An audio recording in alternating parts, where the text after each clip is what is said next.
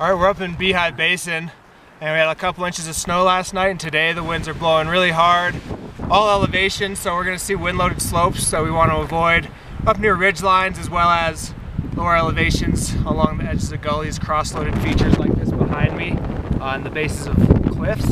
We skinned up kind of the edge of this feature, and when it got a little steeper, we stuck to lower angle terrain that doesn't have snow on it. As you can see here, there's bare ground, indicating that there's a lot of wind transport. And at this slope, we're in a slide, it does have consequences with trees right below it, so steer clear of that. And with no snow and wind in the forecast, we're going to be going to a low danger, but we could still be finding small wind slabs up near ridge lines, wet loose avalanches below steep rocky sunny features. We want to avoid traveling below those when the sun comes out, and keep a far distance from big cornices along ridge lines.